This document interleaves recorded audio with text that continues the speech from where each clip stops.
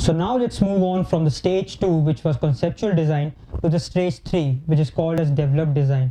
Now some of the things included in this stage 3 are being carried out from the stage 2 itself.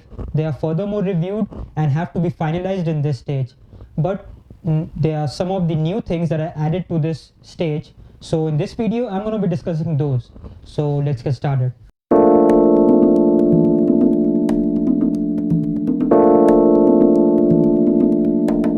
So the first thing that we have on our list is finalizing and reviewing all of the operational and maintenance cost of the particular project.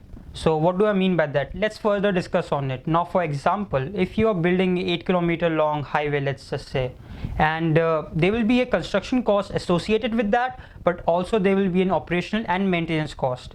Now, in a highway, we see all of the time there are many accidents happening, and as a result, they do damage the road or the underpass or whatever. So that damage needs to be repaired, and that leads to repairing cost. So these are the kind of things that have to be dealt with, and we have to make strategies in order to cope up with these expenses, and that's exactly what we do in this stage. So that's number one ticked off from the list. Another thing that's included in this list is reviewing and finalizing the project execution plan, because ultimately that is the piece of document that governs how the particular structure is going to be constructed. So it's kind of a big deal. Next in the list, we have reviewing and finalizing all of the health and safety strategies which will be implemented throughout the whole project, because health and safety, as you might not believe, is a very big deal in the construction industry. So making the strategy of it and following that strategy throughout the whole project life cycle is very much important. Moving on our list, the next thing to know about this stage is that in this stage the developed design has to be coordinated by the architectural, structural and building services designs. Now in plain English, basically at the end of this stage, the architectural design, the structural design and the building services design has to be developed and has to be checked by the lead designer himself. Last thing included in this stage is cost coordination. So any project just doesn't get completed by executing just one stage. There are multiple stages that have to be executed properly for a project to complete.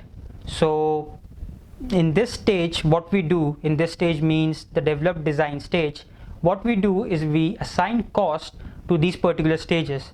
So if you guys didn't understand that, let me put this into another perspective. For example, let's say you're building a residential house. Now the first stage is site clearance. Now in order to execute this stage, you need some manpower and you need some machinery, and that is not going to come for free. Therefore, there is a cost associated with this stage.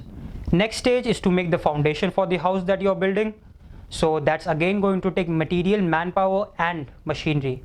That again has some cost related to that. So in what we do in this stage, we review and finalize what particular cost has to be assigned to these stages. Therefore, we assign cost to all of these stages that have to be executed properly for this structure to be built. So that's what cost coordination means. So that's it, guys. This was the explanation of stage 3, the developed design. Stay tuned for the next stage, which is stage 4, and I will tell you the title in the next video, so watch that. And this has been Naman Singhal from Rising Gulf, and if you guys want to know more about BIM and topics like this, be sure to follow me. All of the social links are down below, and that's about it, and I'll see you guys in the next video.